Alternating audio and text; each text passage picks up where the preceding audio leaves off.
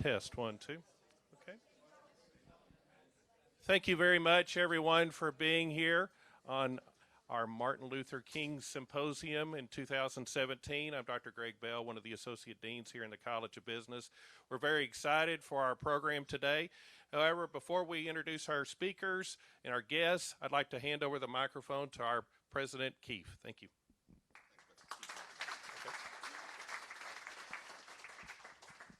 Thank you all for being here. It is an honor for the University of Dallas to host the Martin Luther King Jr. Symposium one more year. The University of Dallas is a Catholic university. In that, we evidence, we hope, the Christian gospel values that the Lord Jesus brought forward to us over 2,000 years ago. And that means that we love everyone, that everyone is a child of God, and that everyone deserves to be treated with respect. Moreover, Martin Luther King Jr. was and is a saint. He died for the gospel Christian values. He lived every day. Mother Teresa once was said that they were envious that she was such a saint. And she said, anyone can be a saint. You just have to really want to be a saint. Martin Luther King Jr. wanted to be a saint. He knew that he would sacrifice his life for his cause. He knew that nonviolence was the answer. He knew that temporary victories by aggression and hate would eventually be trumped by love and nonviolence. He truly was a prophet in our time, and has been observed so many times, a prophet in their own land is never, ever truly recognized. This is an opportunity for those of us who were alive in April of 1968, where the Lord saw fit to bring Martin Luther King to him. For us to recognize that now at this late date, we can look at the message, we can listen to the message, but we have two important things that we need to commit ourselves to doing. One is we need to agree to live the message, and we need to never, ever, ever forget. His death did not happen in vain. That this university, I promise, is committed to trying to follow the message of the prophet Martin Luther King Jr. We embrace him. We embrace every one of you. You are all children of the Lord. That the Lord does not know boundaries or nationalities or gender or race. The Lord knows your soul. And I am very, very blessed to be a very small part of the opportunity to promise to live the message, but I promise you, we will never, ever forget. Thank you all for being here. God bless.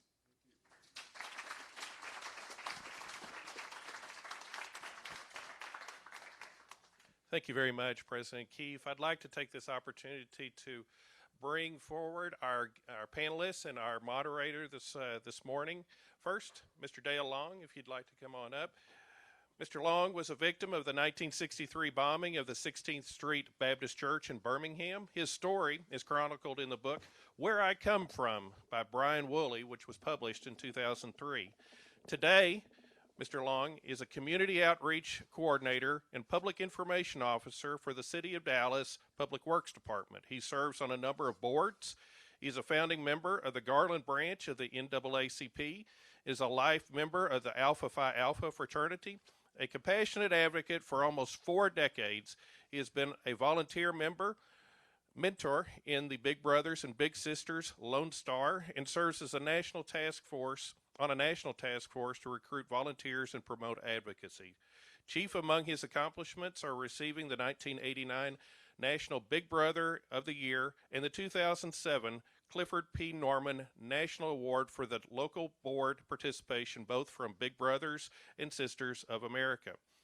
From the White House Office of Faith-Based and Neighborhood Partnerships in 2012, he received the Drum Major for Service Awards for his work with mentoring Brothers in Action and for his passion and diligence in working with the Big Brothers and Big Sisters of America. He was featured in Forbes magazine in the September 2007 issue of Essence magazine and also in Ebony magazine and the NBC Nightly News with Brian Williams. Welcome, Mr. Long. Thank you.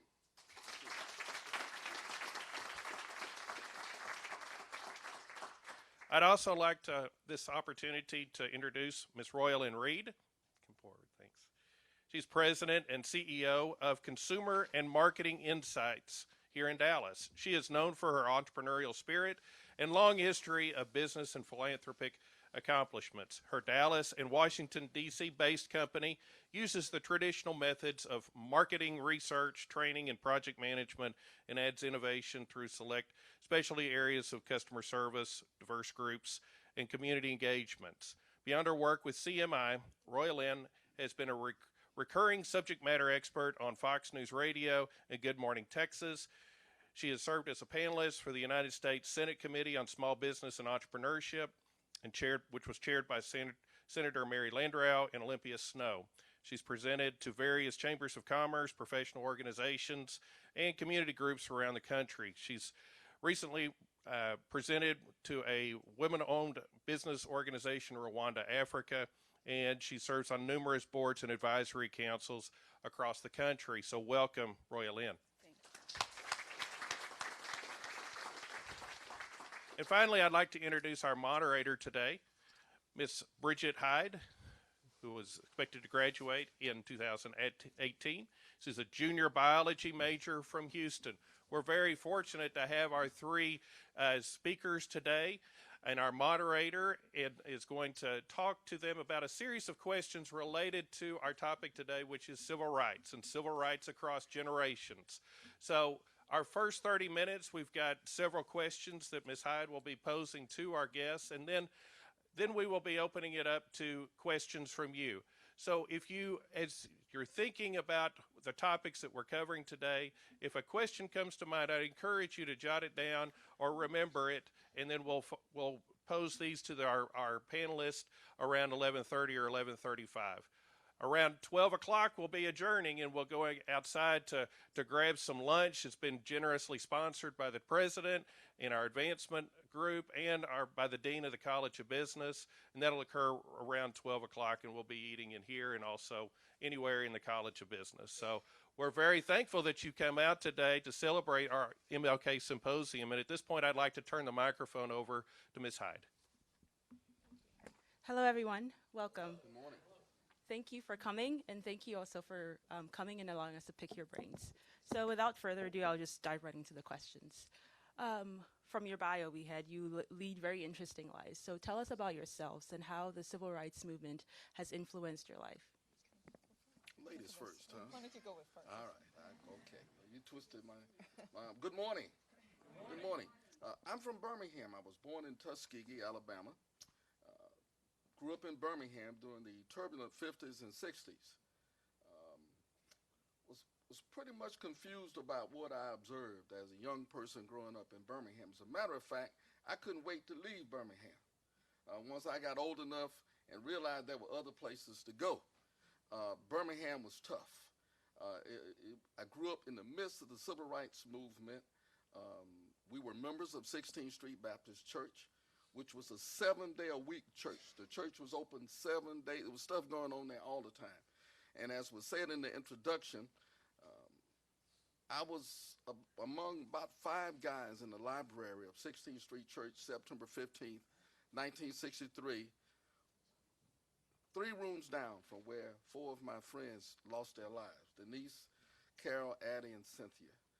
A tragic incident that took place that changed my life.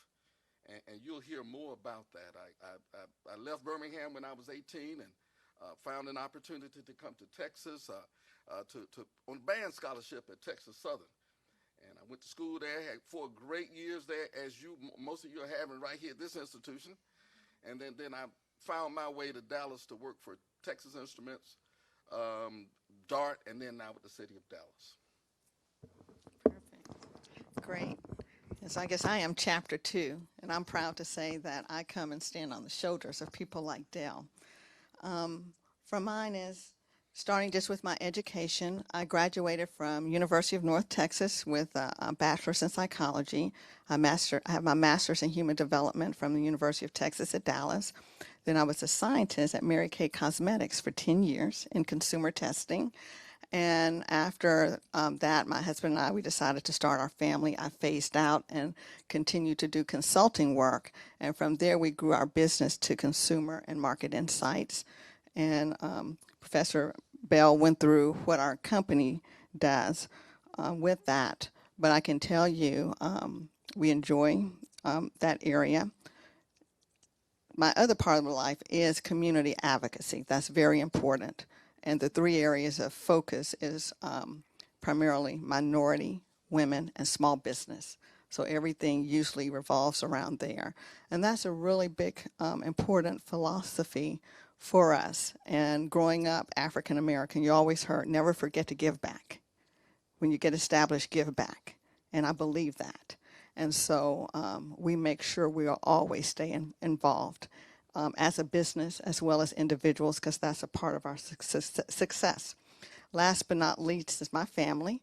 I have a husband, and he's here. Family, raise your hands. They're right there. And my husband, Angelo Reed, is a co-owner. We started the company. He still works full-time at IBM. And then I have my son, Parker Reed, who's a senior in high school. And we have my daughter, Madison Reed, who is in her 3rd year at SMU here locally. And last but not least, we have my mother, who's here, who has been a great supporter all of my life. Thank you. Very interesting. So we all know that the civil rights movement has great significance in the lives of African Americans. It helped to abolish slavery and establish the citizenship rights of African Americans. Where does the civil rights movement stand today? What has been its successes, its failures, and what work does it still have to do? You know, it's been almost 50 years since the death of Dr. Martin Luther King. If you know the history, he was shot down in Memphis in 1968. And even though what brought him to Memphis in the first place, and if you recall, it was the sanitation workers. They were struggling because of low wages, no benefits, and poor working conditions. Many of our cities, you find those conditions still in existence. One would only have to examine the nightly news or go on the internet and read most newspapers that you'll find that, again, 50 years after the death of Dr. King, you'll find that even though there have been laws recently put in place to supposedly ensure the integrity of the vote, many of us know that that's just a way of voter suppression. Flint, Michigan, and the environmental issues that they're having with their water, I suspect is no island. Just Friday, the Justice Department told the police department in Chicago that they had some problems. That in dealing with minority people and poor people, they used excessive force, and they mandated a few things that they needed to do, including more training. I would ask the Justice Department to take a ride down this way, go to Prairie View, go to right next door to Fort Worth, where we've all seen what's going on there. So I could go on and on and on about what's wrong, but I think the first step in changing that, because it would be wrong for me to talk about what's bad and not offer solutions, but it begins with the people in this room. To be here today, to celebrate his life, but leave here empowered, ready to go to work, to give back to the community that you live in and make this world a better place. President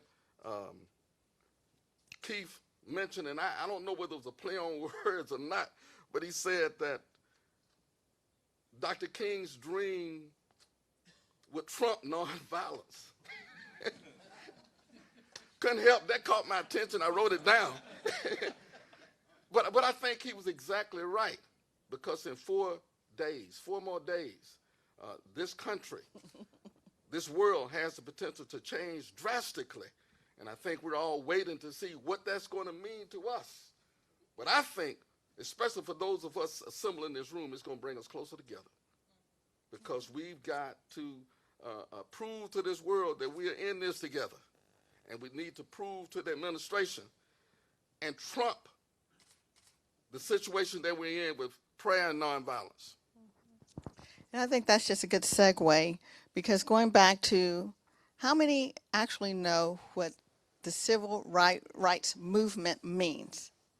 Have you ever thought about, we know and we use that word, but what does it mean? And even if you look it up, it means that there were several back during the time when Dell was talking about of peaceful movements to bring about positive change. So we've got to go back and really understand what does that mean? That's what it is. So are we finished with bringing about peaceful, positive movements for positive change? And the answer is no. It's an ongoing process. And doing work here, we work with a lot of, have interns from the university. So I understand how you all work, and your training here in terms of research and project management, that's like talking to the students. If you have a research project, is it just one phase? Normally it's multiple phases. You do phase 1, phase 2, and phase 3. So even looking at the civil rights movement, we've gotten through several phases, but we haven't completed. And one thing I do talk a lot about on the radio, we need to step back and look. Have you ever thought about how long ago that was? Dale lived it. He's not on a cane here. Not yet. So, but we're talking about 2 to 3 generations ago. So you students, we're talking about your parents and your grandparents who lived it, directly or indirectly. So even looking at the time that you've grown up in your lifetime. So that's still a great part of us, and who we are is affected by, and this is diversity and inclusion. What we do is about our experiences, our backgrounds, all of that make up who we are. So if we're still talking about generations who are still living, who've had some kind of positive or negative experience, we still have a lot to do. So we've come a long ways, and as Dell says, it's the proof in looking at what's been going on. And we know these past couple of years have been some of the most unbelievable, explosive years we've seen. But one thing research does show is that when you would ask with all of the upheavals going on, and they did a segment by ethnicity, the numbers increased significantly for Caucasians, and saying, wow, there's a lot more injustices going on, and there's things that are going on that we haven't seen, and that's because of social media and things. But the research also showed that with African Americans, their rate was still higher, but it didn't change. So African Americans always felt that there was an issue and there were things to do, but now with social media and how things are going and not just filtered through media only, now the masses are beginning to see, and we see more discussion and upheaval. So yes, we have a lot has happened. We still have a lot more to do, and now even these discussions are helping us getting ready for phase 2 and phase 3.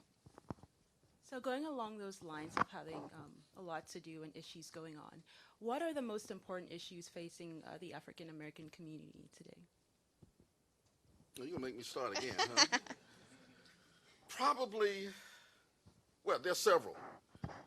Not too far from here in Dallas, there's still redlining in communities. There's still areas of Dallas that doesn't have decent grocery stores or places to shop for fresh fruits and vegetables.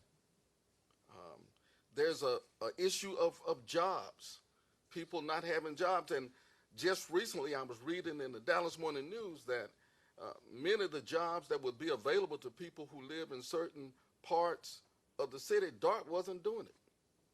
They couldn't get, they made an example of a lady who had to get up at 3 in the morning, walk or ride a bicycle to the bus stop, get on the bus, I think transfer 3 times just to get to her job at 7:30 to 8 o'clock in the morning.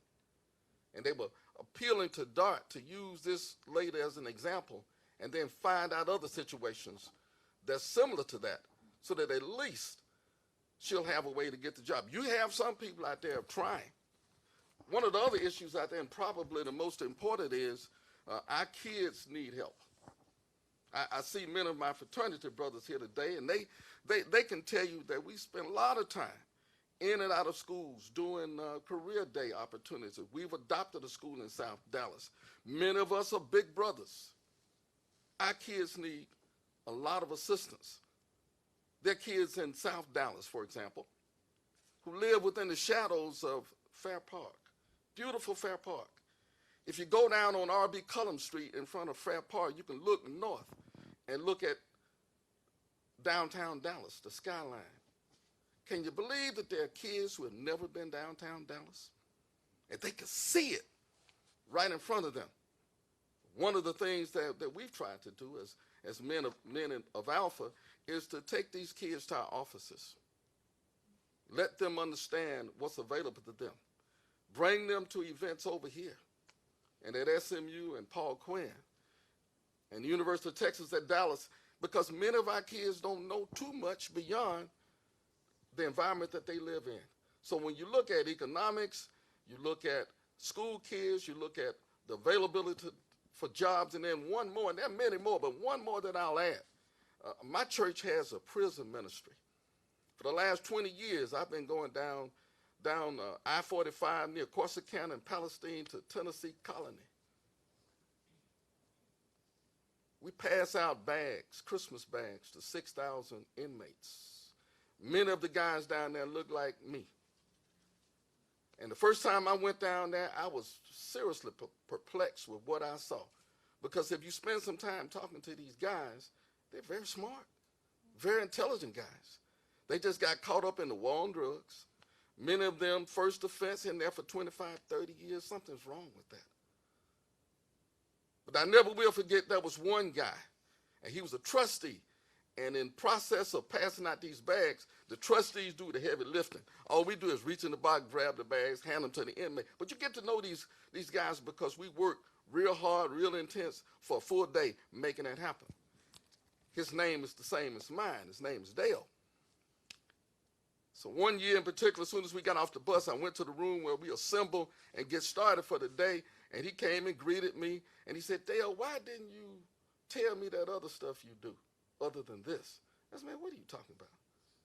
He said, I read in the Dallas Morning News about some of the work that you do with Big Brothers, Big Sisters. I said, oh, man, thank you, man. I'm glad you saw it. I'm glad you remembered, me from this ministry. He said, the reason why I was waiting on you to tell you that, he said, I have 4 sons in Fort Worth.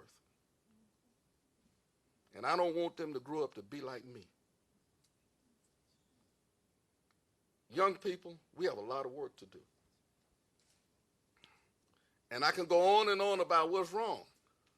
But I made up in my mind when I was going over my notes, don't talk about what's wrong unless you bring solutions as to what's right. So mentoring.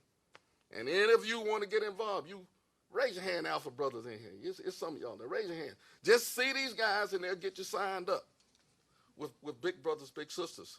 And I think that'll go a long way in at least getting our kids off of square one. 2 weeks ago, I took my little brother to the Cotton Bowl game. We were sitting in the end zone. Great seats that I couldn't afford. Couple of things we did. I wrote a thank you note to whoever donated those tickets, telling the donor thank you, and I made him sign it because he needs to understand you tell people thank you. But one of the things that got my attention was that he pointed to some seats on the 50-yard lines right at the edge of the field. He said, Dale, see those seats? And I said, yeah. He said, 8 years from now, those seats would be yours and Ellen's. Ellen is my wife, by the way. He says, y'all will be coming to the game to see me play. Now, he has to understand that he's going to college somewhere in order for that to happen. But it made me understand that we're getting there with him. We're reaching him because I don't think without that, the stuff that we do, Ellen and I do with him, he would really be thinking along those lines. We have a lot of work to do. Absolutely. And that's good. And even just adding on, as Del said, one is disparity. The disparity does truly exist. There are facts to actually show that as well. And some of them are subliminal. I remember a number of years ago, Angela and I were talking about there was an incident where downtown Dallas, some African American youth they were fighting or whatever. And the news media called that a riot. And then there was an event at one of the UT games, and one person was actually killed, but they called that a disturbance. So see, there's also subliminal things we don't even think about unconsciously. So that's why these events are so important, to bring about awareness. Now, those who've lived up and experienced it, or even now that you all know, you will be aware when you hear those things like that make a difference. And what does that connotate in your mind? And if you hear that over and over associated with a group of people, that can go the same way. Groups of people can be seen a certain way that's positive. So when you see them, that's what you think. So there is a lot of disparity over time that really does exist. And it's interesting, the story that Dale told about the lady who had to ride the DART bus. This was well over 20 years ago. Did a lot of work with the American Cancer Society, and we did some groundbreaking work, because back 20 years ago, breast cancer has come a long ways, but African Americans who had usually the lower paying jobs, didn't own cars, had to ride the bus to Parkland Hospital, sit there all day long for an appointment. And those are the ones who can't afford, they don't have a professional job or transportation. So what a lot of those women did is they just didn't go. And so that was one thing, working with the American Cancer Society, while we thought the disparity and the death rate was greater. So we put a program together to take mobile mammography to the communities. And interesting enough, as mainstream was like, oh, it's going to be so scary, we're going to be safe, do we need to have the police out there? And then what you found out is most of the people, they're nice homes, they're working to make it, and they're fearful of things like that. But there's a lot of good there. And now 20 years later, we do have, and Dale and I were talking about the COPC. Community-oriented Primary health care. Right. And so from that project, now there's healthcare centers in the community for that and other things. And so I feel real good and celebrate that. But guess what? He's telling another story. There's that story about the lady who was DART, has hard time with transportation, can't get there. And this is 20 years down the road. So it's the same story in a different format. So again, we're making progress, but we have to continue to work. And the mentorship definitely goes such a long ways. And those are the things too, just being aware. Most of us in here are so blessed. We take for granted, and even hearing President Keefe talk, you come from, most of you are a strong spiritual family. You've had a lot of structure in your life. You're here at a university that has structure. You're learning about how to do research. You're learning project management. You're learning principles. You're learning all of those things that sometimes you're like, this is really getting on my nerves, or my parents. But that's the disparity between what you're doing and pressing through that some of the others, he said, don't have. And then it's just the awareness, being aware all the time that there are differences, and understanding where they come from, of how, why, not just, that person is in jail or they've done all of this bad things, but even the disparity sometimes, how that happens. First offense for some, first offense for others. And I was talking recently to a young girl, and she said, you know what? My friend actually put on social media that it was something that had happened with, you mean the incidents of being stopped, you know how they say racial profiling. She actually said, I have to think about the times that I was stopped as a young white female and let go because I was speeding and I was doing some things I shouldn't, but they didn't give me a ticket. So think about in your life some of those things, if you were in that situation or how you experienced it. What were the results for you compared to maybe someone else? So it's just that awareness is what we need. And I think it's so important because if you look at the civil rights movement, it wasn't just Martin Luther King Jr. and African Americans who made that a success. But if you go look at the history, it was probably fivefold. You had Martin Luther King, who did a phenomenal job with communicating that, and he dealt with the highest levels of the land. And thank heavens he was a leader who got it. He actually met with President Johnson. Why do you think, or do any of you all know, why did he take this movement on? Voting was just a means to an end. What was happening back then is African American, with the disparity, were being lynched, hung. And when those who brought that against them came to trial, they were all let off. Because in order to be on the jury, you had to vote. So therefore, African Americans couldn't vote. So they never, ever had a jury of their peers. So with the legal system, there is no way it was going to change. So that was Martin Luther King Jr.'s focus. We've got to bring this in. He's having these conversations with Johnson about that to change the laws to make it better. Then you have the foot soldiers, those who had to organize the groups, make the sacrifice, communicating for the marches. They had another area of responsibility. They had to make sure we had enough people, make sure the supplies are there, make sure everyone knows the time. All of those things. Also had to deal with the group, reminding them this is a peaceful march. This might happen to us, but this is your role. Put your knives and guns in the box. Exactly. So being peaceful just didn't happen. So they had a responsibility. And even with those leaders, 20% might be the leaders, I believe in the 20-80 rule. The 80%, if the masses didn't come, the people wouldn't listen.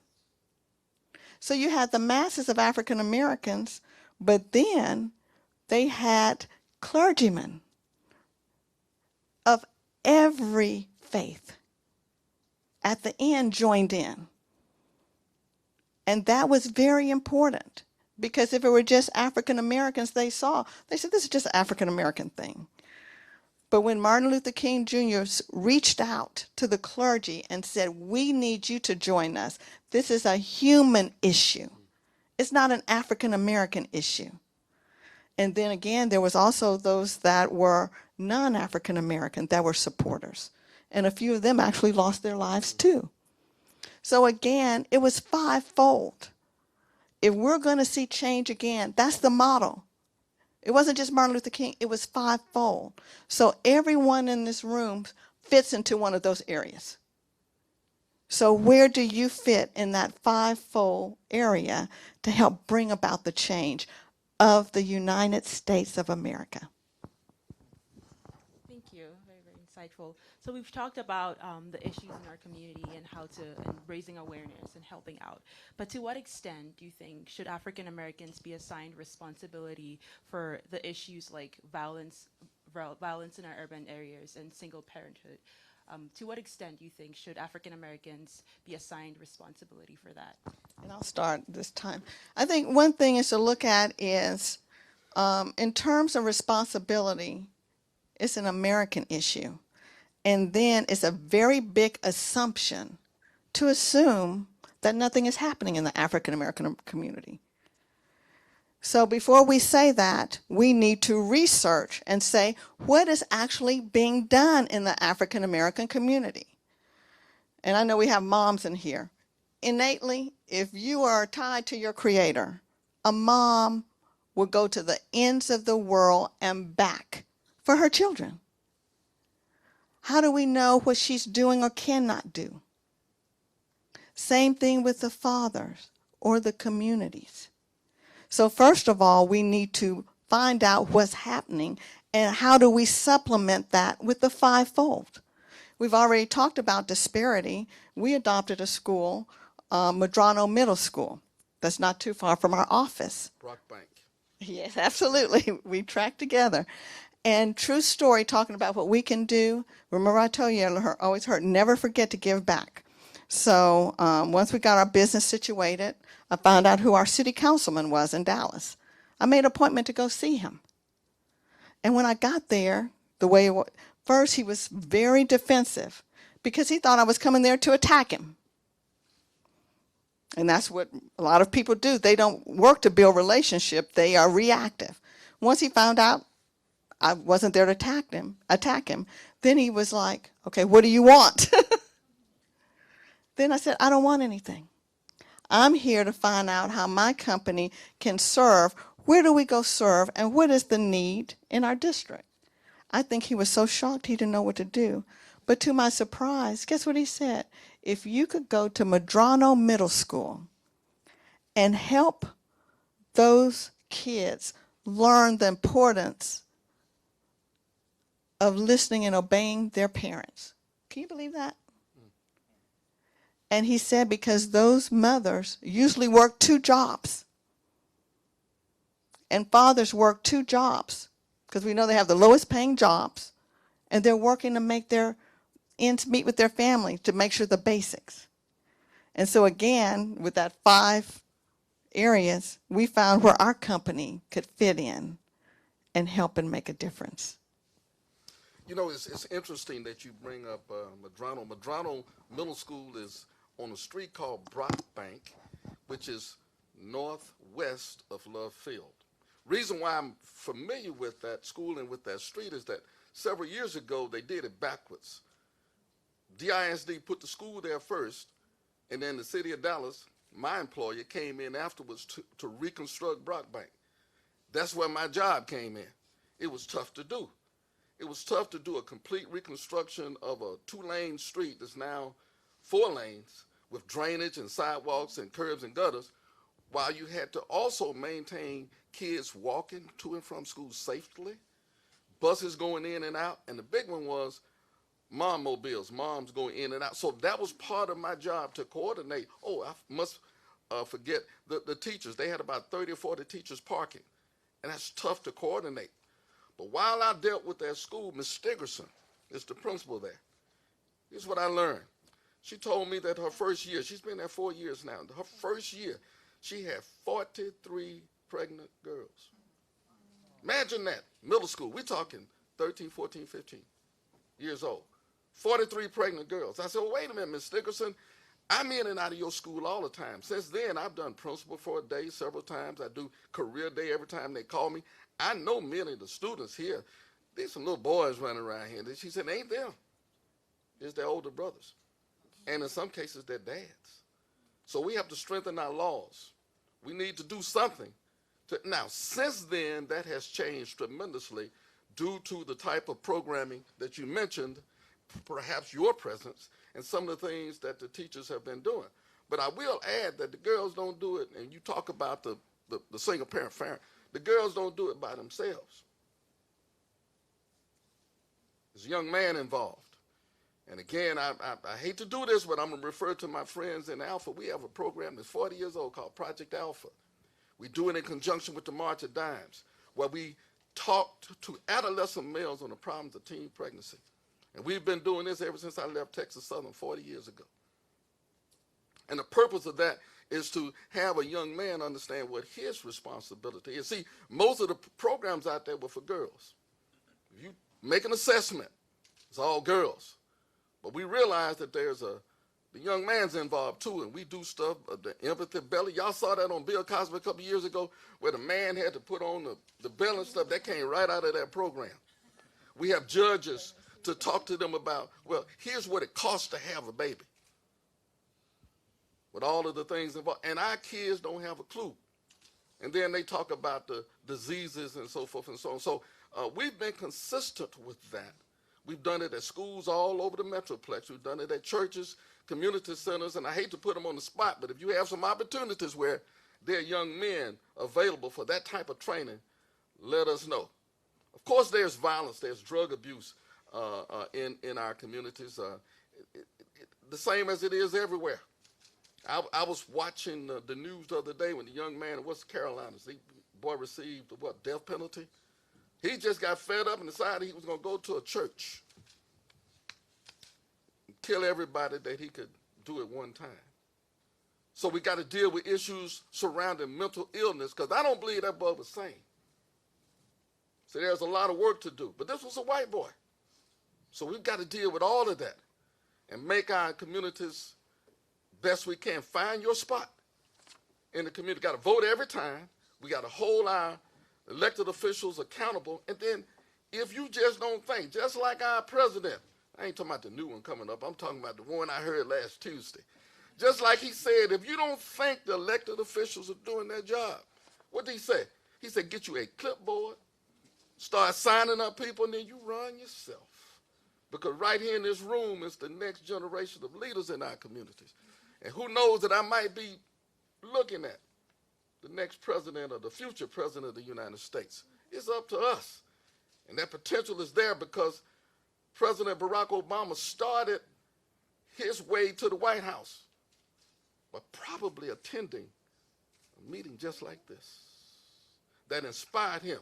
So when you leave here, I haven't done my job. Ms. Reed hasn't done her job if you don't leave inspired to make a difference in the lives of other people. Thank you. Thank you. This is going to be our last question in the interest of time. So over and over, I heard you say us as individuals helping to, to create awareness and to give back. But what do you think our higher education institutions can do, or what are they doing to assist the civil rights movement in achieving its aims? If you go back and look at the history of the civil rights movement, the initial group that was surrounding Dr. King was college students. My mom used to say that I was born just a few years too late. It kind of frightened her too, because she said, had you been around with Dr. King, you'd been right along with him. She's probably right. His nephews, A.D. King's kids, Al and Derek, they were our best buddies growing up in Birmingham. We all went to the same elementary school, and that scared her to death because they went and got arrested and locked up and stuff, but they were King's nephews.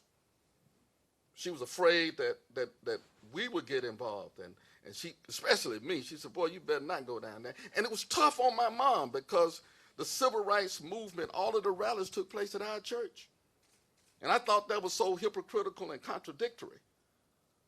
And I'd heard Dr. King a couple of times on TV, seen him in the newspaper, but I never seen him in person. But I have to refer back to the aftermath of the 16th Street church bombing. Church was bombed on Sunday morning. Carol's funeral was Tuesday. Denise, Addie, and Cynthia had a mass funeral Wednesday. But leading up to the church bombing, anytime my mom and dad would have difficulty in trying to explain to us about civil rights and about all of that, they would say to us, go next door and let your grandmama explain it to you. She's smarter than we are. So we go to see Nanny. And Nanny would try her best to explain to us too, but she'd say, boys, pray, have faith, walk upright, and get a good education. But this time after the bombing, she said, pray, walk upright, have faith, get a good education.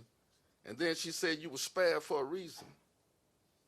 Could have been 4 little boys instead of 4 little girls, so you got to do something for somebody else, make something of your lives. So 3 days later, when I was standing in front of 6th Avenue Baptist Church, and I watched the recessional, I watched the pallbearers bring 3 caskets out of that church, and then all of the ministers followed. Reverend Cross at 16th Street, and Fred Shuttlesworth, and Ralph Abernathy, well, there he was, Dr. King. First time I'd ever seen him in person, he was standing as close as we are. 10, 15 feet away. It was an experience that I never forget. But there were also students there in that crowd. Some of the students didn't look like me. They were there celebrating the lives of those 4 girls. But as I noticed the presence of Dr. King, it was such a powerful experience. And again, I was 11 years old. I try and look away. When I turned back around, it looked like he was looking right at me. So if you combine that experience with what my grandmama used to talk about praying and having faith and walking upright and getting an education and do something for somebody, I call that my epiphany experience. I'm not a preacher. I don't care how I look and how I sound. But if in the Bible, they refer to the epiphany experience. Those experiences when you know that you know that you know that you know. And even though it's been over 50 years now, I'll never forget that. So I took that with me when I attended Texas Southern University. And I call myself, even the fraternity that I ended up pledging had a lot to do because King was an alpha. I wanted some of that to rub off on me. But the important thing it did, and especially down at TSU, it enabled me to leave there with the attitude that went along with that experience with King and what my grandmama told me to get out of school and do something for somebody else. So when I talk to my little brothers, I've had 7 in 40 years. When I talk to them and they struggle with things, and they struggle with things that they encounter at school, bullying, and some of them don't think that the teachers are treating them quite fairly. You know what I tell them?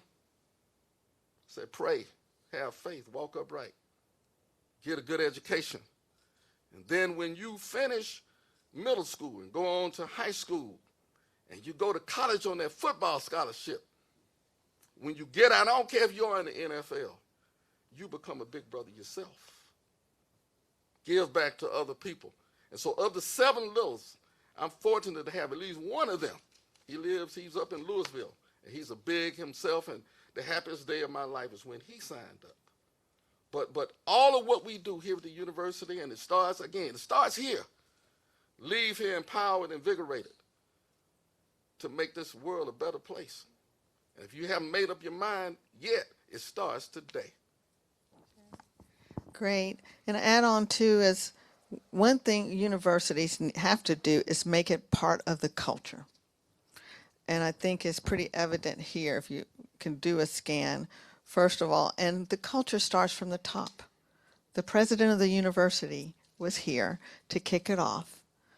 And even what he said, you could tell he meant. Mm-hmm. He feels and he lives. And even confirmation from that comes in looking at this room. This room is very diverse because the civil rights movement is about diversity and inclusion. Diversity is celebrating and understanding strengths come from being different, whether it's ethnicity, whether it's gender, whether it's age, personality styles. You all are from all over the country. And some of you all may be from other countries. That's diversity.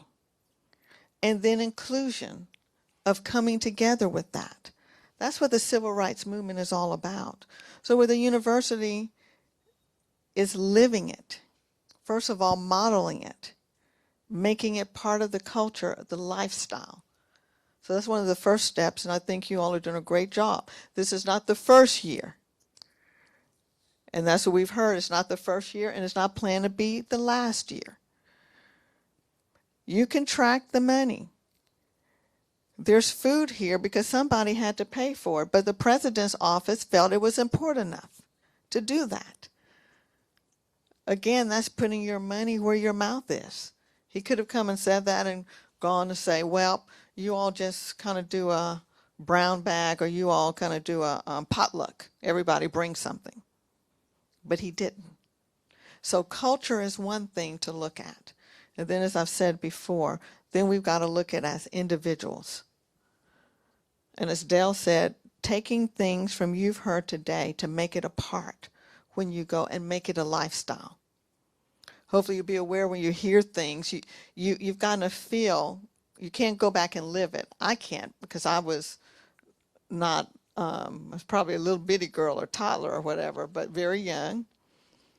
So I didn't live that the same way, but I listen and I learn and remember, as the president said, President Keefe, choose not to forget. And then what you've learned too is when you hear those little discrepancies happen, when people say it on the news or in conversations, and we all probably do it, become aware of that. And then also count how grateful you might be, like the lady who was stopped but was let go, but realizing that was probably grace and mercy because that doesn't happen to everyone. And then create conversation in your small groups, because that's where a lot of prejudice comes from. It comes around the dinner tables. It comes, we call it water cooler talk in corporate America, where people will go get water or something and you start talking about things or you're telling jokes. And a rule of thumb I say is if you can't say it in this room with this mic, don't say it. Thank you. Thank you so much. Thank you, Dr. Mr. Long and Mrs. No, Fraley, go ahead for and say it. coming. They promoted me, huh? Thank you. I got about 8 more years of school before I really get that title, huh? Thank you. That was very empowering to tell us to go out and to make a difference in the little or big way that we can. Thank you. So now I'm going to open up the floor for questions from the audience. Yeah, any questions from our audience, from our panelists? You can. Okay, awesome. Okay, so the first one is there any, I don't know, any of you can answer this one, but is there any reason for not having corporative small grocery stores or businesses operate by more privileged groups in the local, I guess in the local community? Are you mentioning there's a void of grocery store? No, you mentioned in your narration that certain, you give an example in Dallas, okay? There is not enough, there's no grocery stores, people have to stop and this and that. There's no transportation, nothing at all, okay? And it still exists nowadays among the Latinas community in South Dallas, okay? But my question is this. My question is whether there is an idea about establishing or funding a cooperative investment or business grocery store in that particular locale. You know, Of maybe some of those community are more privileged, so they get together and open a grocery store for the community because they, as the investor, they can bring a truck that can carry, or the local farmers to put their groceries or whatever investment in that local grocery. Thank you. well said. Well said.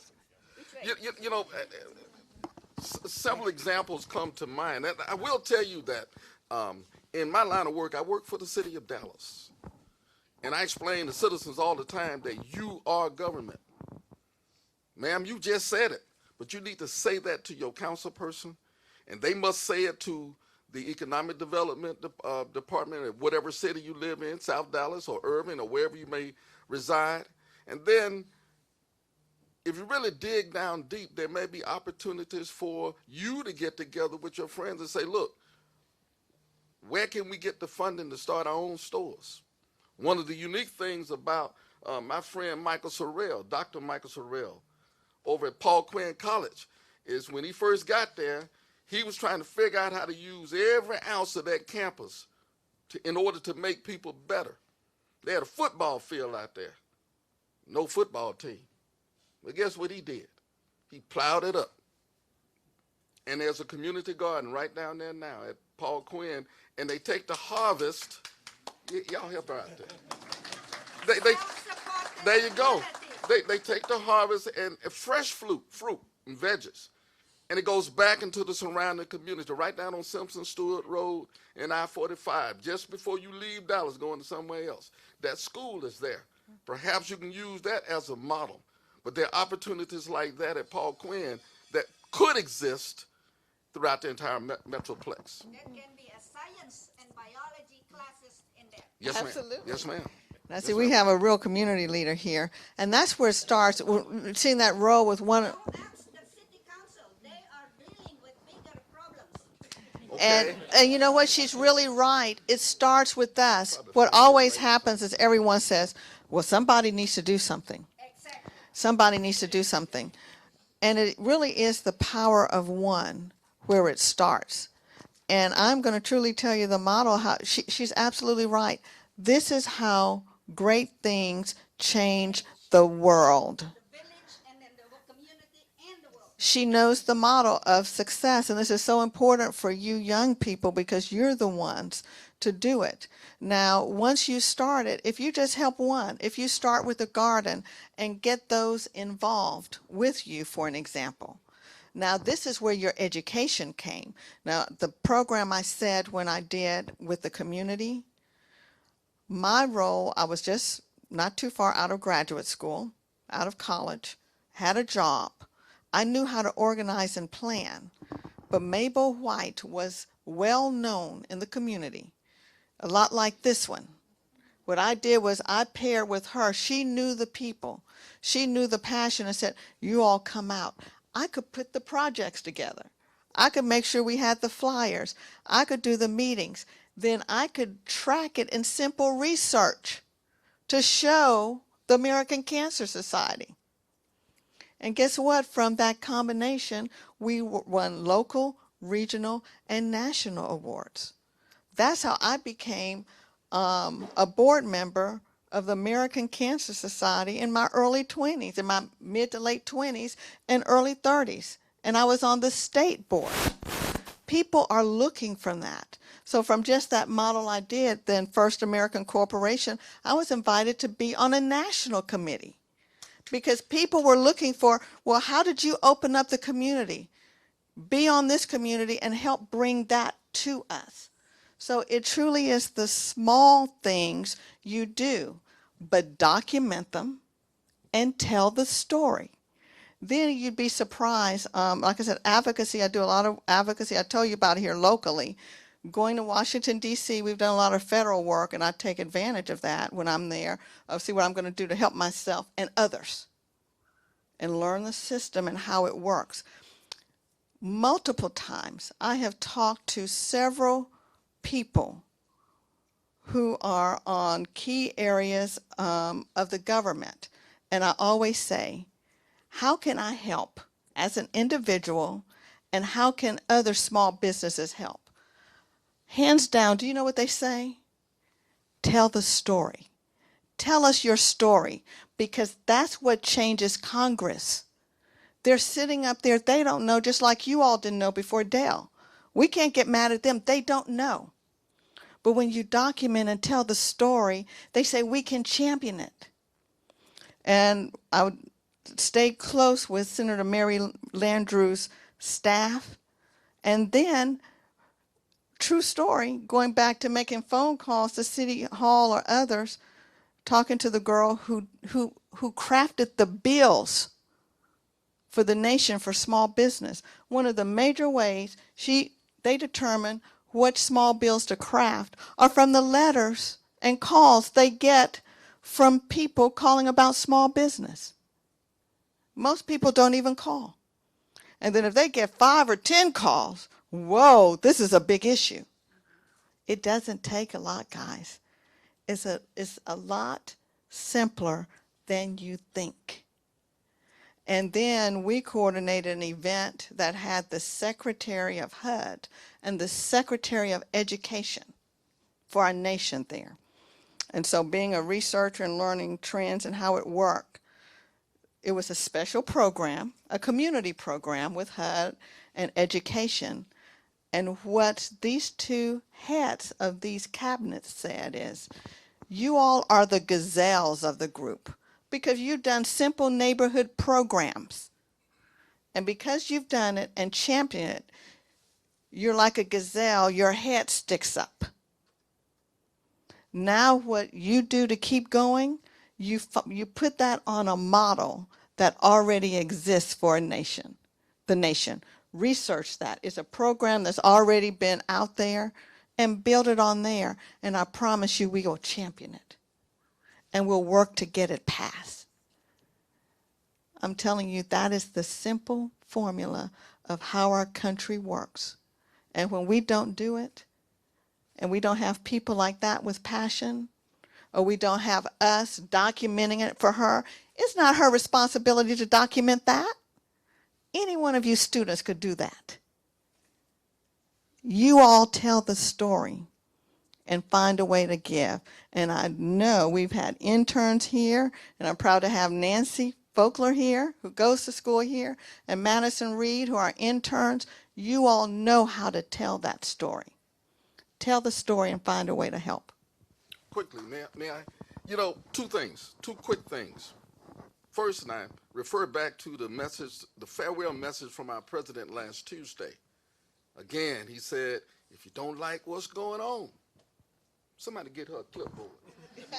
Get a clipboard, get signatures, she can start, there it is. And then you run. You run for office, okay? And then the other one is, see, it won't make a whole lot of difference tomorrow after we leave. And I always say, King's holiday, King's experience, King's message has to exist beyond January 15th. Has to be every day, 24/7. What if everybody in this room wrote a letter to the mayor of Dallas and said, you had a Dr. Martin Luther King celebration, and you heard about the void of grocery stores and places to buy fresh foods in certain parts. What you think would happen if every 100 people in this room wrote the same letter to the mayor? Y'all can tell him I said it, and I've been there 20 years. They can't fire me. And I wanted But go. Mr. Ray and Dale, make sure you also have security to secure that locale, to keep that people live in peaceful, because they cannot grow anything if somebody come and steal. I'm with you. I got you. And that's where something bigger than you. Real quick, that's what happened. If you look at the trend of grocery stores, it is driven by us. Walmart came in. Yes. We like the one-stop shop. They can buy it in masses. They keep the prices down low. And it may not be as healthy. We know it's not as healthy because it's not homegrown, but they get it here. And that's when a lot of the smaller grocery stores and neighborhood grocery stores went out of business. But if you look at the trend, you all, young people, are moving to these urban developments that have grocery stores in them, and you're shopping right under your high-rise apartments. We see it in Dallas. We've seen it in Carrollton and other areas. You can demand the kind of food and people you want in there, who you're going to buy from. Very good. We are so thankful. We are so thankful that we have got our panelists here, Dale Long and Roy Lynn Reed. It's been a wonderful opportunity to learn more about the state of civil rights, where it's been, and where there's opportunities ahead. I will have to say that judging by this audience attentiveness, I can only aspire to be able to hold a crowd as well as y'all have had for the last hour. There's been very little talking. It's just everybody's been really captivated by everything that you've had to say. And we feel very fortunate that we can hear today from folks that are not just talking about civil rights, but you've lived it. And that's a very important perspective for our staff and faculty and students to get. So we very much thank you for being here today. Thank you. And as I can, before we adjourn,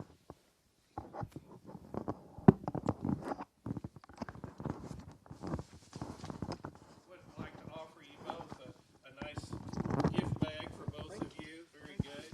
Thank Good. you. Thank you very much. Yeah.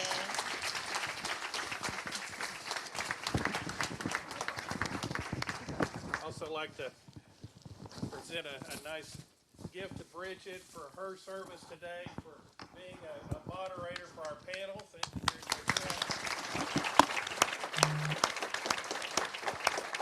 That made that a little bit different because one, we were giving Royal and Dale included in their bag is a bottle of wine, and we need to make sure that Bridget's not yet there. So. You are more 18 years old. There you go. We feel very fortunate to have our panelists here